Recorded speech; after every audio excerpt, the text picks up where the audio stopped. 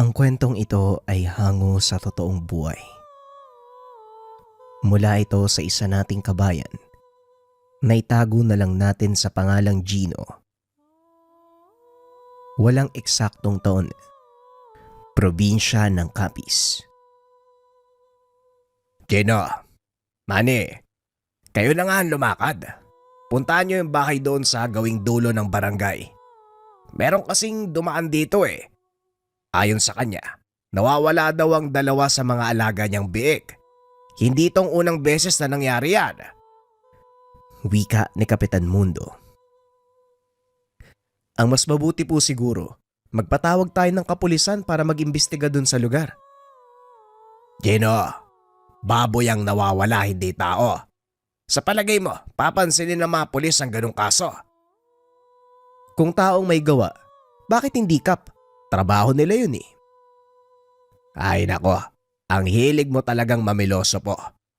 Maliit na kaso lang ito ng pagdanakaw na maaari naman nating ayusin.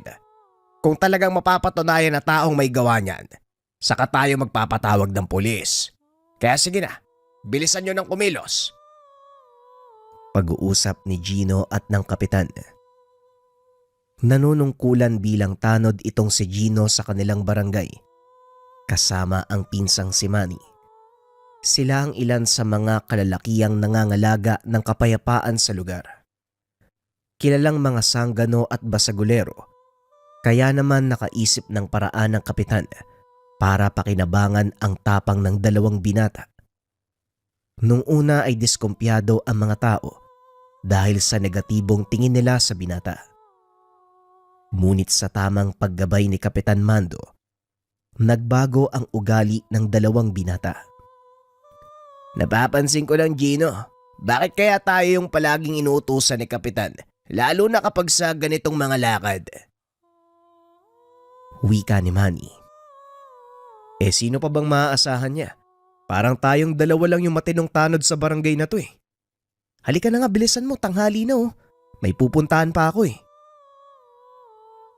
Pag-uusap ng dalawa. Maya-maya narating ng mga ito ang sinasabing lugar. Kaagad nagtanong sa mga tao, ngunit walang nakuhang matinong sagot. Nako naman talaga. Paano natin malulutas ang aso kung ayaw makipagtulungan ng mga tao dito?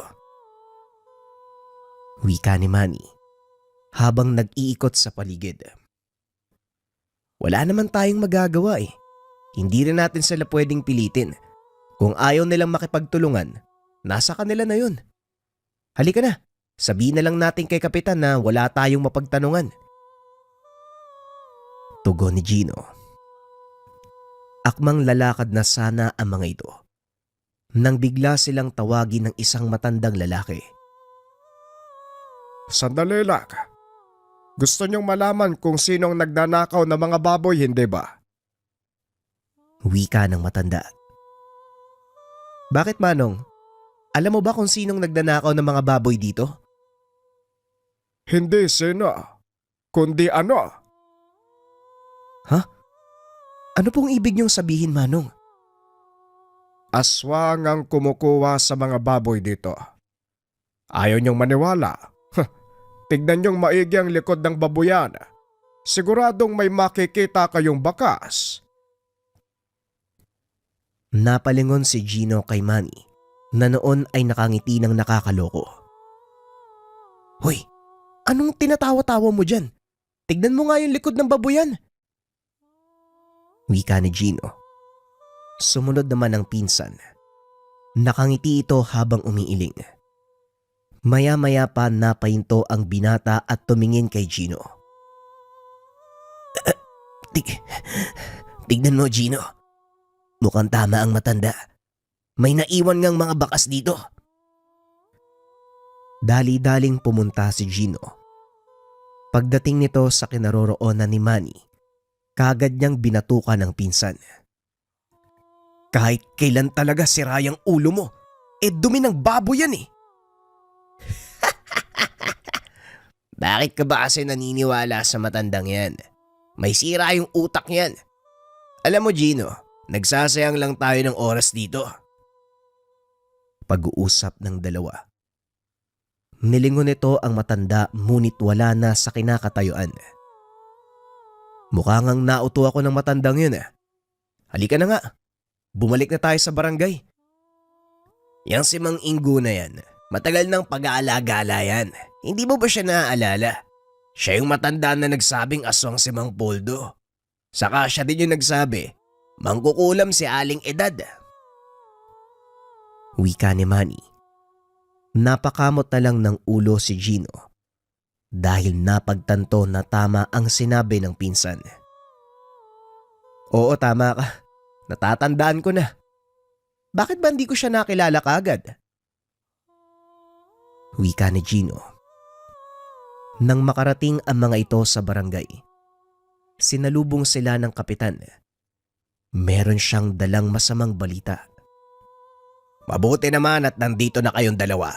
Gino, puntahan mo ang tatay mo. Nakikipagbasag ulo uli doon sa sugalan, no? Ano? Naku, si tatay talaga. Walang magawa sa buhay. Salamat po, kapitan, ha? Dali-daling tumakbo ang binata upang puntahan ang ama sa pasugalan. Nakita niya itong nakikipagsuntukan sa dalawang kalalakian. Nilapitan niya ito upang awatin. Ngunit salip na tumigil, sinuntok pa siya ng isa sa mga kaaway ng ama. Walang ya, inaawat ka na, manununtok ka pa. Wika ni Gino. Sabay palo ng yantok na baston sa binti ng lalaki, dahilan para mapalo dito.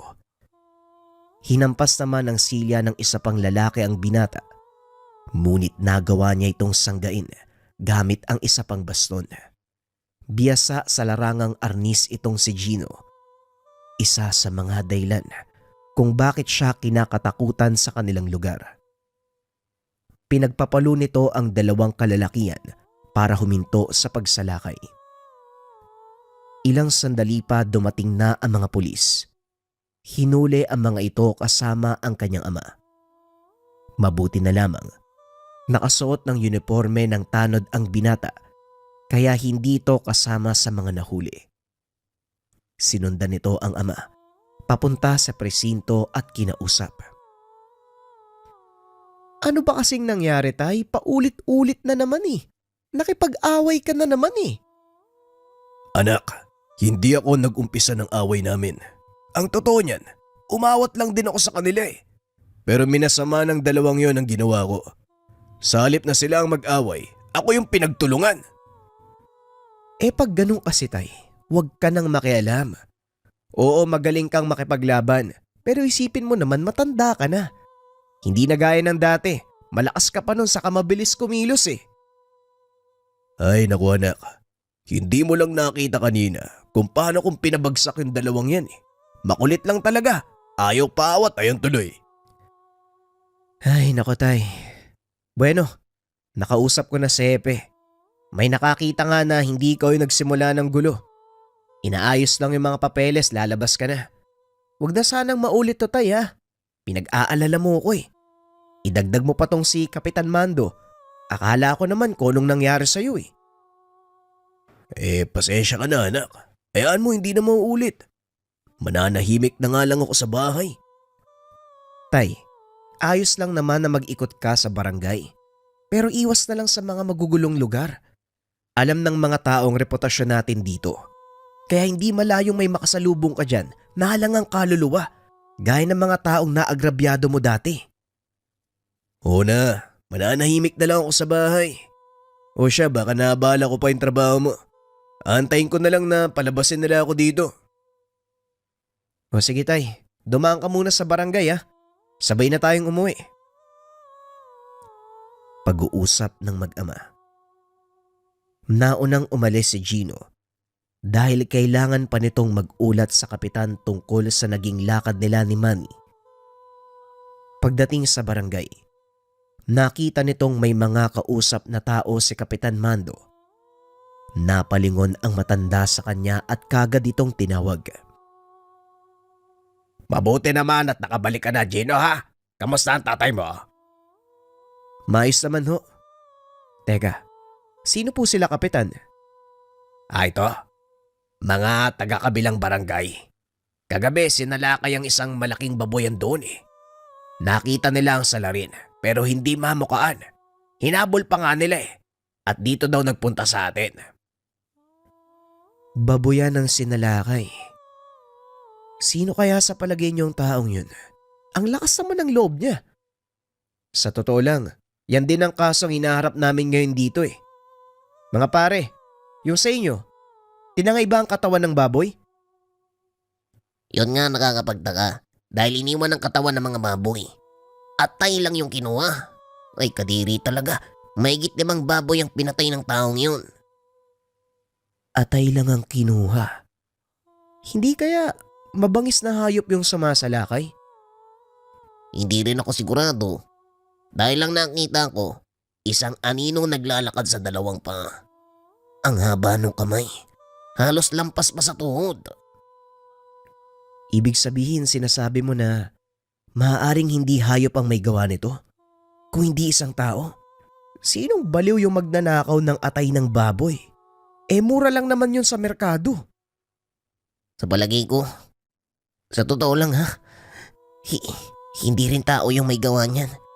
Baka elemento, baka nilalang, yung kumakain ng laman. Mukhang nagsasayang lang tayo ng oras dito, Kapitan. Sinasabi mo naman ngayon na aswang ang pumapatay sa mga baboy. Anak ng put naman oh. Niloloko niyo ba ako? Kumalma ka lang, Gino.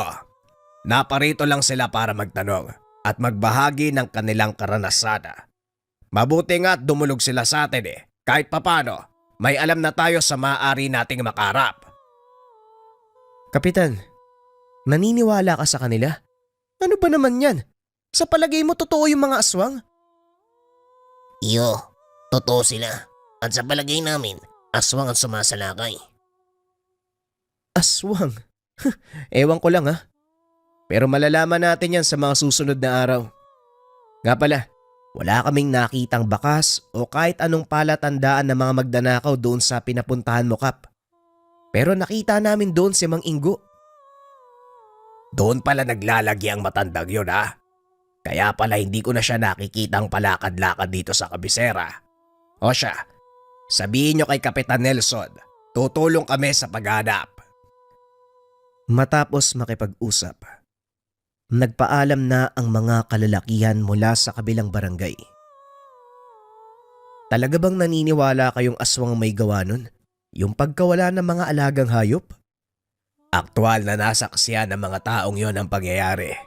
At isa pa, Gino, sa tagal ko sa panunungkulan bilang pinuno ng barangay na ito, marami na akong nakaengkwentrong ganitong kaso. Hindi ko man nakikita ng aktwal, pero ang mga ebidensya nagsasabi. Ang matandang Singgo, bago siya mawala sa tamang pag-iisip, isa siyang batikang manggagamot. Manggagamot? Ano namang kinalaman nun sa usapan natin? Mga aswang ang dahilan kung bakit siya nabaliw. Pinatay ng mga ito ang buong pamilya ni Tandang Ingo.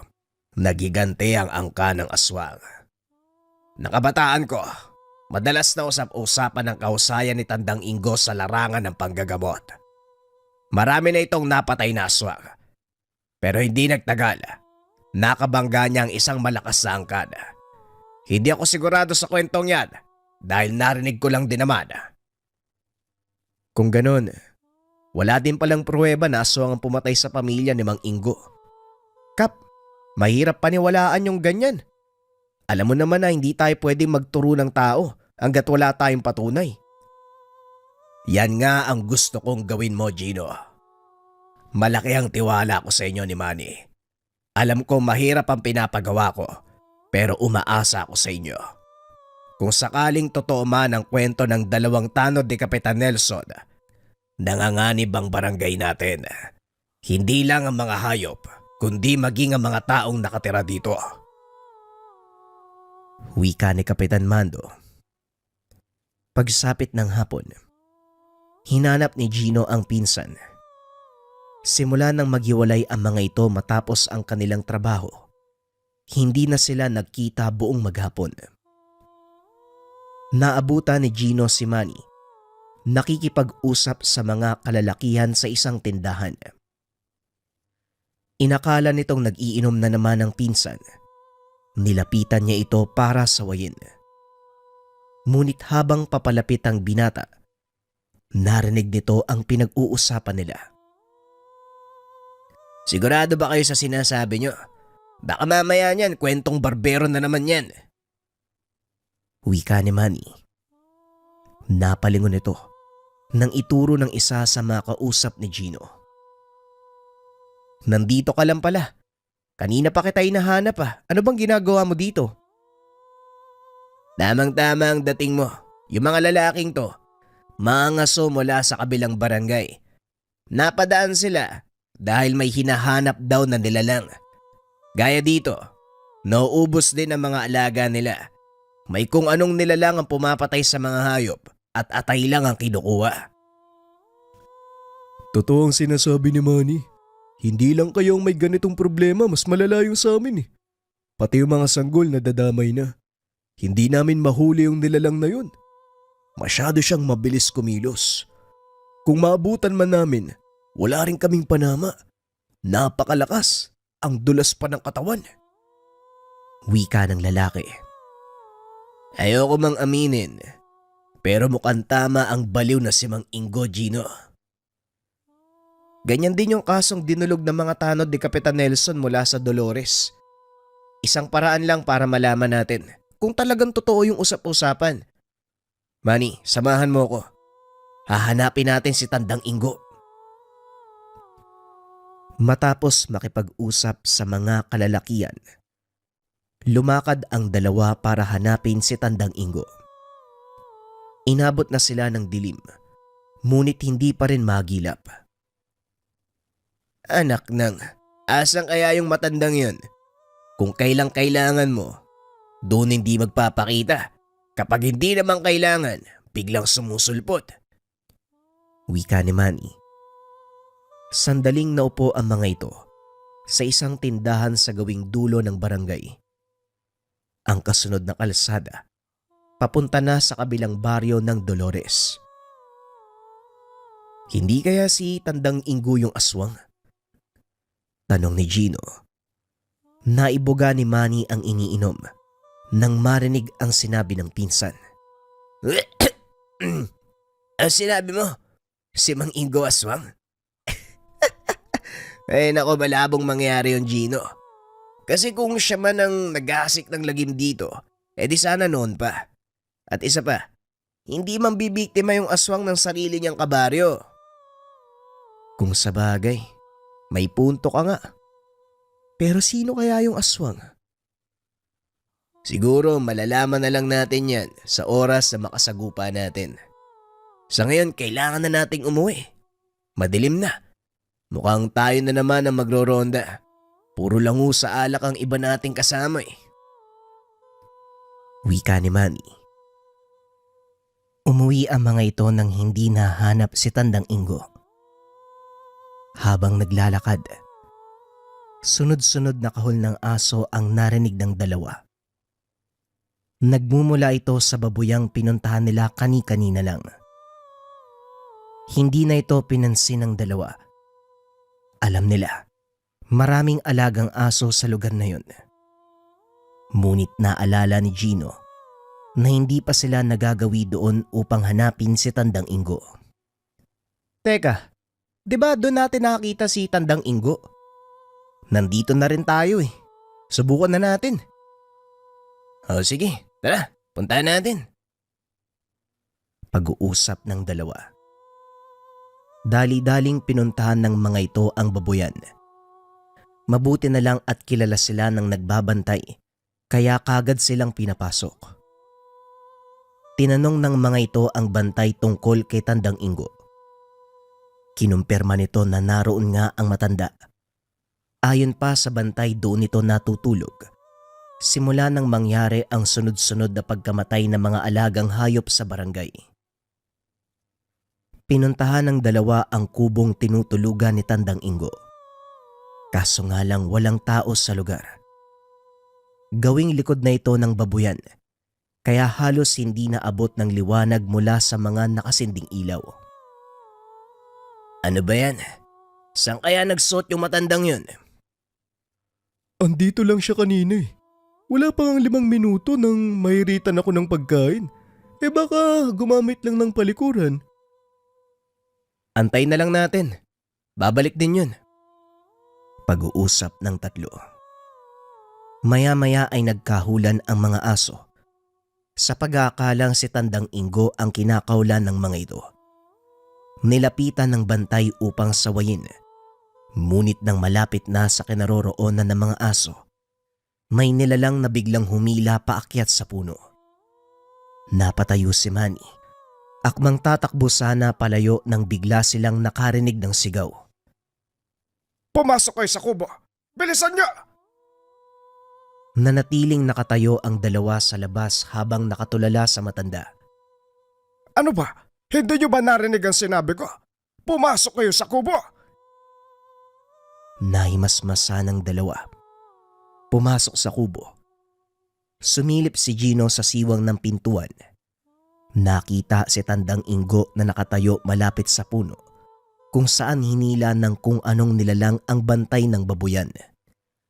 Maya-maya pa bumagsak na sa lupa ang bangkay nito. Wasak ang tiyan. Wala na ang lamang loob. Ngunit nagagawa pa rin itong kumilos. Pilit inuunat ang kamay na parang nanghingi ng tulong.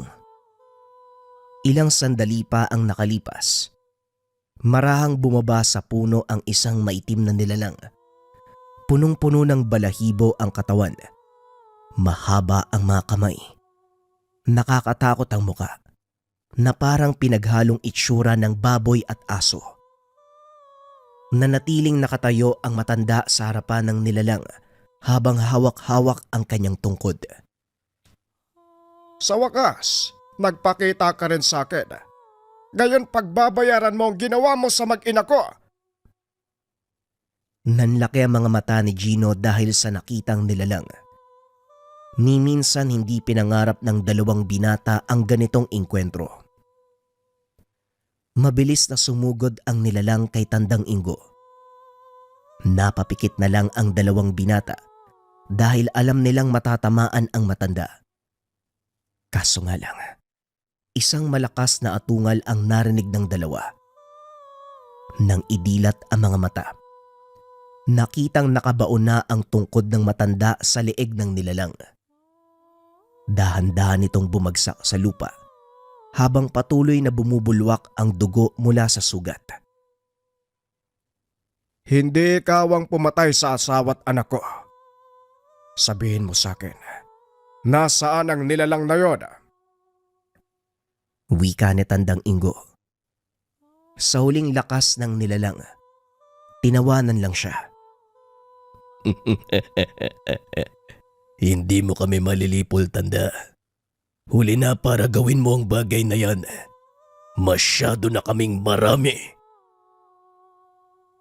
Tugon ng nilalang. Matapos ay nalagutan ito ng hininga. Mabilis na nilapitan ng dalawa ang matanda.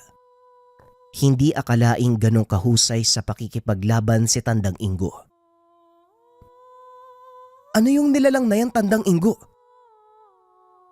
Hindi pa ba malinaw sa'yo? Aswang yan. Sila ang pumapatay ng mga alagang hayop dito sa baryo. Ayaw nyo kasing maniwala sa matanda na tinatawag yung baliw. Sige, putulin mo yung ulo. Dalhin mo kay kapitan.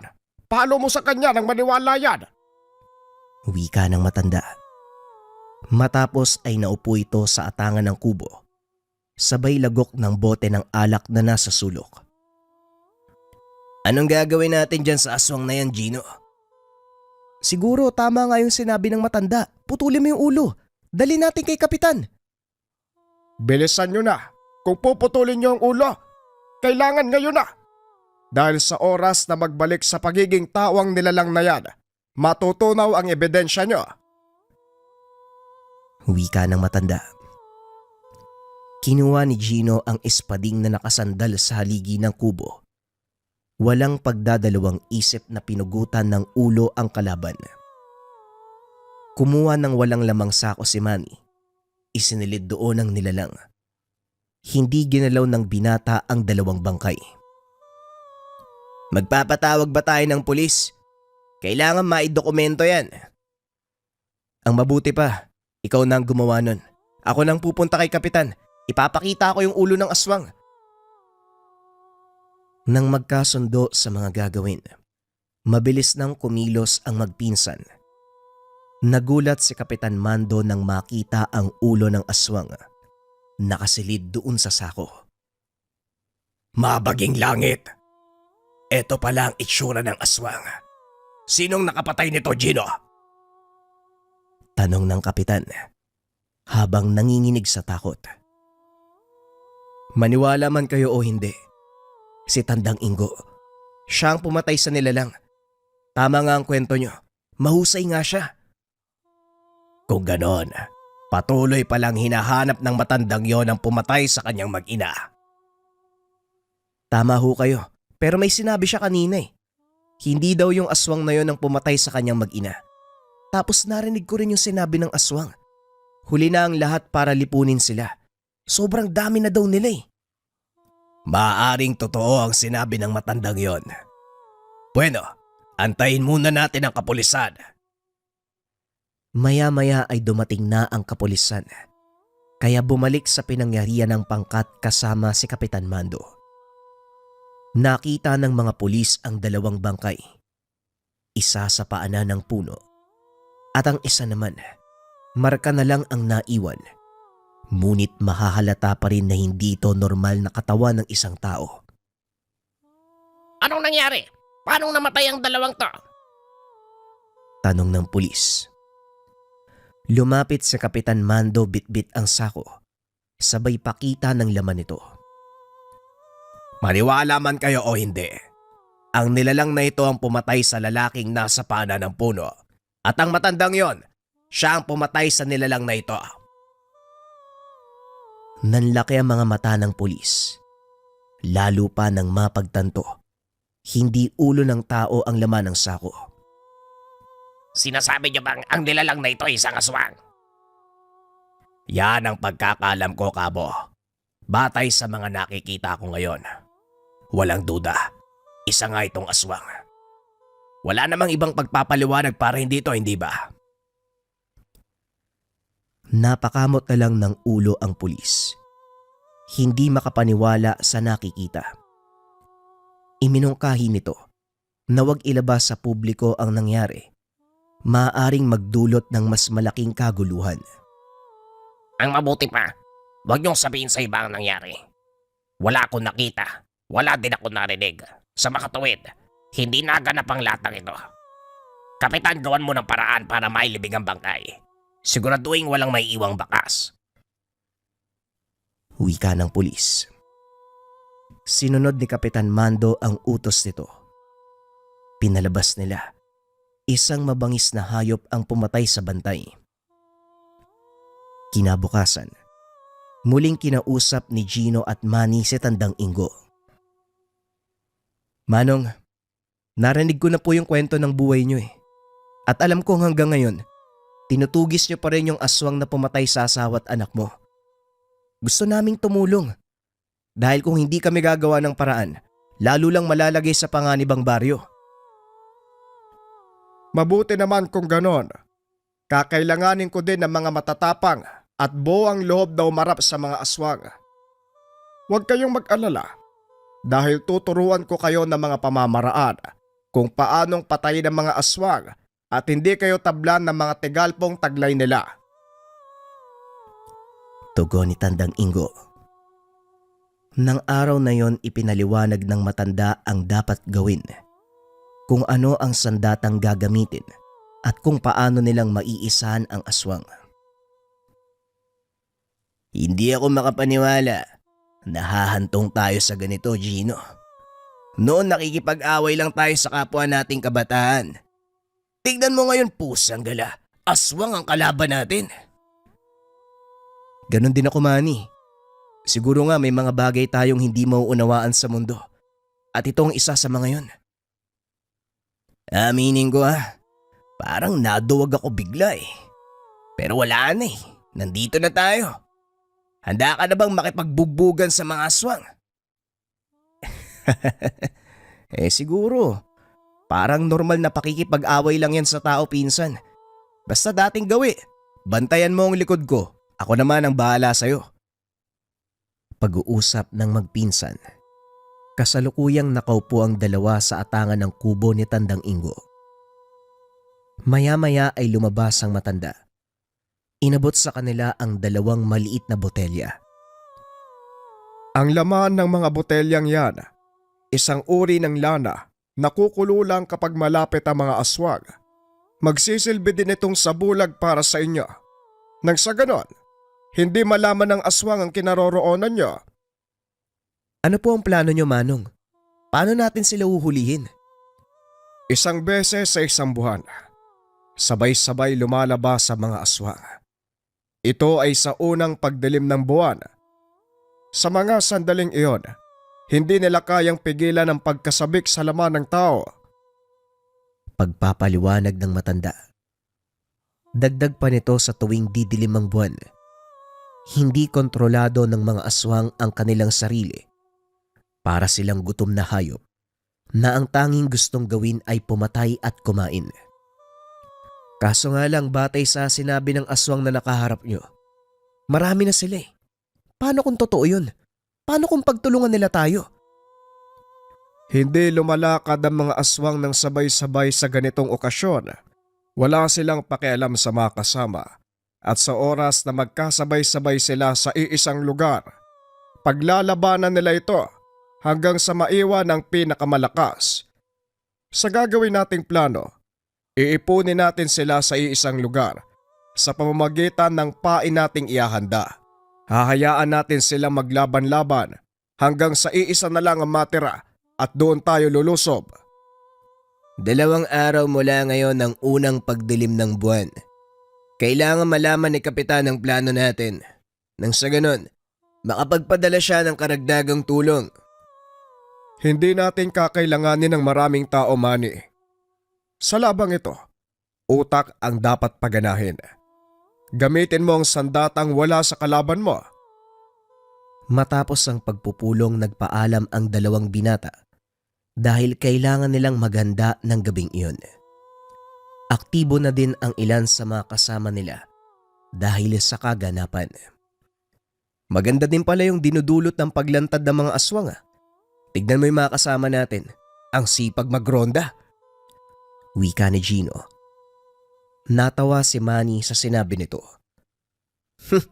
Oo nga pinsan, dati 2 lang tayong nag-iikot tuwing gabi. Pero ngayon, halos magkabanggaan na lahat ng mga tanod oh. Mabuti na ang ganito. Kahit papano nararamdaman ng mga tao na ligtas sila. Tara, doon tayo sa kabilang bahagi oh. Ang dami nila dito eh. Muling wika ni Gino. Wala namang nangyaring kakaiba ng gabing iyon. Hanggang sa sumapit ang takdang hapon, yun na ang pinaka-inaantay ng dalawang binata. Nagpunta ang dalawa sa kubo ni Tandang Ingo. Nakatay na ang mga biik at nahiwalay ang mga atay. Ibinungkos ito ng matanda at isinabit sa isang puno. Gino, ikaw ang magbabantay sa punong ito.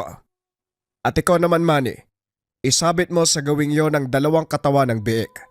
Matapos niyan, tulungan mo kong isaboy ang dugo sa paligid ng lugar na ito. Nang sa ganon maamoy ng mga aswang at makita nyo kung paano silang dumapo ng parang mga langaw. Wika ni Tandang Gino.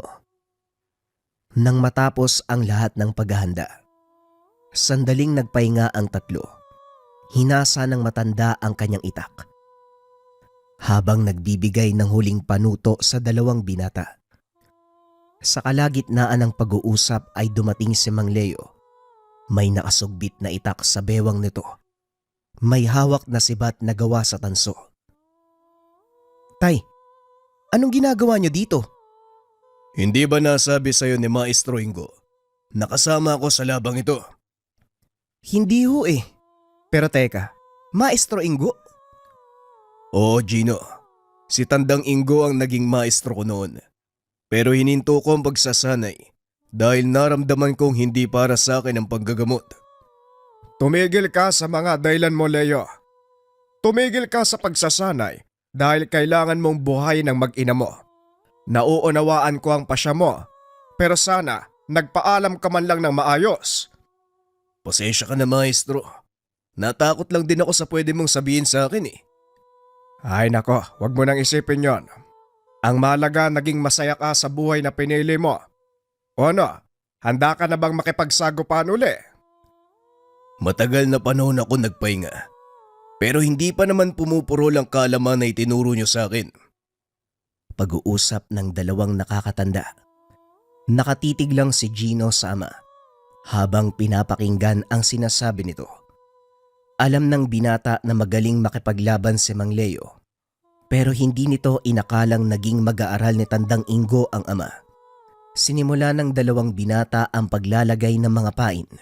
Nagawa na ring isaboy ni Mang Leo at Tandang Ingo ang dugo sa paligid. Nakaayos na ang lahat. Ngayon mag-aantay na lang tayo sa pagdating ng mga lintik na aswang na yan. Wika ng matanda. Kanya-kanyang pwesto ang mga ito sa itinalang lugar. Umakyat sa puno si Gino. Samantalang si Manny naman, nagkubli sa likod ng malaking bato. Si Mang Leo at Tandang Ingo, naroon lang sa loob ng kubo. Halos makaidlip sa pag-aantay si Gino, ngunit walang dumarating na mga aswang. Bababa na sana ito ng puno upang magbawas. Nang biglang maramdaman, kumulo ang lanahang nakasilid sa bulsa. Tinignan nito si Manny at nakitang sumenyas ang pinsan. Nakaturo ito sa gawing likod ng kubo. Nilingon ng binata ang direksyong itinuro ng pinsan. Nakita ang dalawang nilalang na papalapit. Napangiti ang binata dahil kinagat ng mga ito ang kanilang pain. Magiging masaya to. Rambol ng mga aswang. Wika ng binata. Maya-maya pa isa-isang naglabasan ang mga nilalang. Nagmula sila sa iba't ibang direksyon. Hindi makapaniwala si Gino sa dami ng bilang ng mga aswang. Lahat sila ay nagdatingan sa lugar. Maya-maya pa ay nagtipon ang mga ito sa isinaboy na dugo. Inamoy-amoy ang paligid hanggang sa mapansin nila ang nakasabit na karneng baboy na naroon sa direksyon ni Manny. Sinenyasan ni Gino ang pinsan na umalis na sa lugar dahil nag-uunahan na ang mga nilalang sa pagkuha ng pagkain. Dali-daling tumakbo palayo si Manny. Hindi na ito napansin ng mga aswang dahil abala sila sa pagkain. Nag-away-away ang mga ito na parang mga aso. Laking gulat ni Gino dahil kinakain ng kapwa nila aswang ang mga namamatay na kasama. Nang maubos na ang pain, muling naganap ang mga ito sa paligid. Hanggang sa matunto naman nila ang atay ng baboy. Kanya-kanyang takbo ang mga ito at hinablot ang nakasabit na atay. Lingid sa kaalaman ng mga nilalang na may malaking kawil na nakabaon sa mga ito. Dahil sa dami ng mga aswang na nag-aagawan sa nakasabit na pain, patuloy sa pag-aaway ang mga nilalang. Marami sa kanila ang nalagas. Hanggang sa 4 na lang ang natitira. Pinaikutan ng mga ito ang mga nakasabit na atay habang binabantayan ang kilos na mga kasama. Biglang sinunggaban ng isang aswang ang pain. Dinamba ito ng isa pa. Nagpatayan sila hanggang sa isa ang naiwan. Sarap na sarap ang nilalang sa pagkain. Hindi na nito napansin ang mga nakabaong kawil. Isa-isa niyang nalulunok ang mga ito. At nang malapit nang maubos, biglang lumantad si Mang Leo. Hinila ang pising nakasabit sa mga kawil. Huli ka ngayon. Akala mo makakaligtas ka pa ha? Wika ni Mang Leo. Pumiglas ang aswang, ngunit hindi nito magawang makaalis sa kinaroroonan dahil sa kawil na bumaon sa lalamunan. Huwag mo nang subukan. Hindi ka na makakalis dyan. Yan ang bunga ng katakawan. Nilunok mo yung halos 4 na kawil eh. Tignan natin kung anong gagawin mo ngayon. Wika ni Tandang Ingo. Habang hinihila ang mga pisi na nakakonekta sa kawil na nasa loob ng sikmura ng aswang, bumaba na sa puno si Gino, nilapitan ang dalawang matanda. Ganon din si Manny.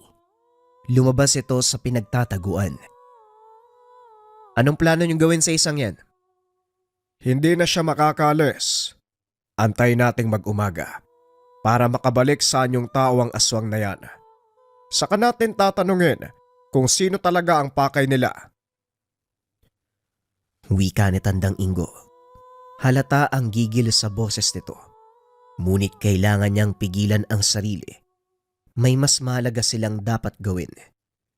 Ito ang malaman ang totoong pakay ng mga aswang. Sinigurado ni Mang Leo ang mga pisi. Naglagay din ng pinaghalong abo, asin at apog ang matanda sa paligid ng aswang para hindi ito makaalis sa kinaroroonan. Ilang sandali pa ay tuluyan ng sumilip ang araw. Unti-unting bumalik sa anyong tao ang nilalang. Nanlaki ang mga mata ni Tandang Ingo nang makita kung sino ang aswang. Isang babaeng walang saplot ang tumambad sa kanilang harapan. Nilapitan ito ni Gino upang abutan ng damit. Hindi na makapagsalita ang babaeng iyon dahil sa dami ng kawil na nakatusok sa bunganga.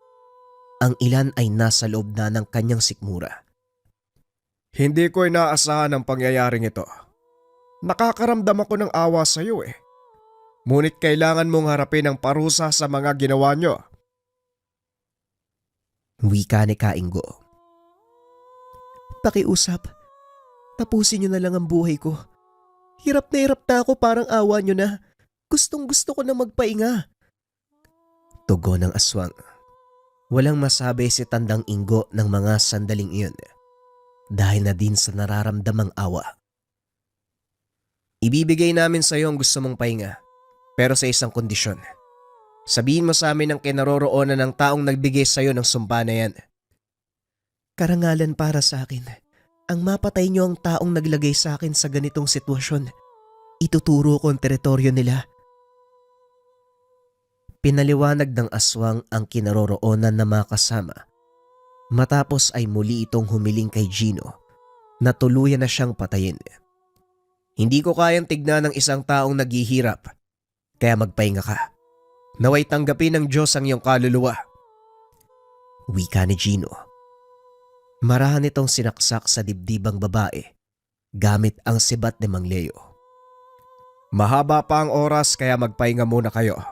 Kakailanganin nyo ng lakas sa oras na salakayin natin ang lungga ng mga aswang. Hindi ko akalaing sa baryo ni Kapitan Nelson naglalagi ang mga aswang. Sa palagay ko, wala ring alam ang mga tao doon. Duda ko dyan, Leo eh. Imposibleng hindi alam ng punong barangay ang nangyayari sa kanyang sakop. Ang kutob ko, pinoprotektahan niya ang mga ito. Napagtanto ni Gino ang sinabi ng matanda. Nang maalala nito ang pagpunta ng dalawa sa mga tanod ni Kapitan Nelson. Tama ka, Tandang Ingo. Naalala ko yung pagpunta ng dalawang tanod eh. Ang pinapalabas nila, sa baryo natin nagkakanlong ang mga aswang. Gaya ng sinabi ko, mahaba pa ang oras bago maggabi. Ipahinga nyo ang katawan at isipan kusang darating ang mga kasagutan kapag naroon na tayo sa mismong sitwasyon. Wika ni Tandang Ingo. Naupo sa sulok ng kubo si Gino. Ipinikit ang mga mata. Pabalik-balik sa isipan nito ang sinabing babaeng aswang. Hindi akalain ng binata, may mga nadadamay ng inosenteng tao sa ginagawa ng mga aswang. Maging ang pagmamakaawa ng babaeng iyon, patuloy niyang naririnig. Ito ang paulit-ulit sa isipan ni Gino hanggang sa tuluyang makaidlip. Nagising ito bandang hapon. Saktong naghahanda ng hapunan si Mang Leo kasama si Tandang Ingo. Gising na din ng mga sandaling iyon si Manny na naghahasa naman ng kanyang itak. O Gino, gising ka na pala. Kumain na muna tayo at siguradong mahabang gabi to. Wala akong ganang kumain, Manny. Sa kabila ng nangyari, parang hindi ko maatim na kumain. Normal lang ang pakiramdam na yan, pinsan. Pero isipin mo na lang na nakatulong ka. Oo, pinatay mo nga ang babaeng yun. Pero kung tutusin, yun naman talagang dapat gawin eh. Wala na siyang pag-asang mabuhay, Gino. Ibinigay mo lang sa kanya ang nararapat na pahinga. Pag-uusap ng dalawa. Maya-maya tinawag ni Tandang Ingo ang mga ito. Paglabas nila ng tahanan, nakita ni Gino ang malaking inahing baboy. Nakahandusay na ito sa lupa. Anong balak mong gawin dyan, Manong? Gaya ng ginawa natin sa mga kalahi nila. Papainan natin ng masarap na pagkain ng natitirang mga aswang. Hindi natin pwedeng pasukin ng basta-basta ang lungga ng mga yon. Kailangan ng iba yung pag-iingat. Hindi natin alam kung gaano sila karami. At isa pa, lumipas na ang kadiliman ng buwan. Kaya siguradong nasa wisyo na ang mga aswang. Mukhang mapapalaban tayo ng gusto. Wika ni Gino habang nakatitig sa malayo. Tama ka, mapapalaban tayo. Pero gaya ng nauna, utak ang gagamitin natin, Gino.